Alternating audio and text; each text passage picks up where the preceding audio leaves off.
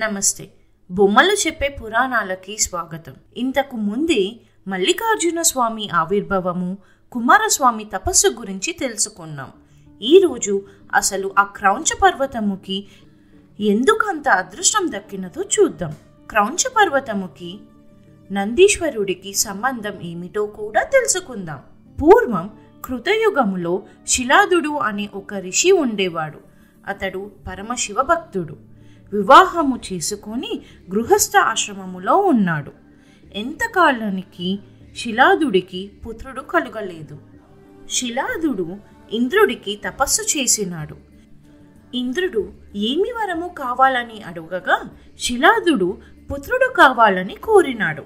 ఒక జీవి పుట్టాలంటే అది బ్రహ్మ, విష్ణు, శంకరులకు ఆ ఆదిశక్తికే సాధ్యమని, అన్య దేవతలకు అవి సాధ్యం కాదు, కేవలం వారి కింకరులము అని చెప్పి అదృశ్యం అయినాడు ఇంద్రుడు.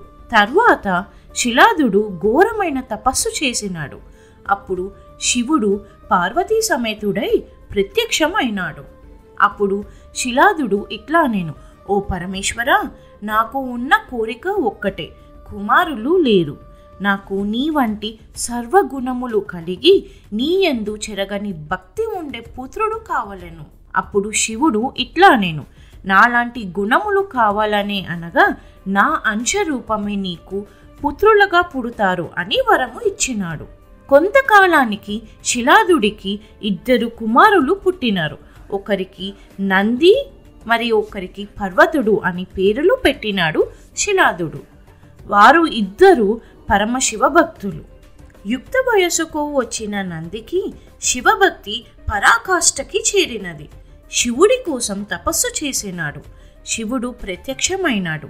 అప్పుడు నంది ఇట్లా అడిగాను, స్వామి, నేను సమస్త సృష్టి ఉన్నంత వరకు మిమ్మల్ని చూస్తూనే ఉండాలి, మరియు మీరు నా పైన ఎక్కి నన్ను మీ వాహనము చేసుకోవలెను అని కోరాను. అప్పుడు శివుడు నందికి అదే వరము ఇచ్చి శ్వేత వృషభములాగా మార్చుకున్నాడు. అటులనే తన భక్తులలో అగ్రస్థానం ఇచ్చినాడు. నంది ఆనాటి నుంచి స్వామివారి వాహనము అయినాడు.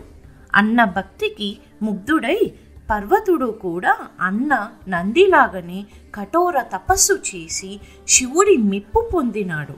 శివుడు ఏమి వరము కావాలని పర్వతుడిని అడుగగా తన మీద శివుడు తన పరివారముతో నివాస స్థానముగా ఉండాలని కోరుకున్నాడు.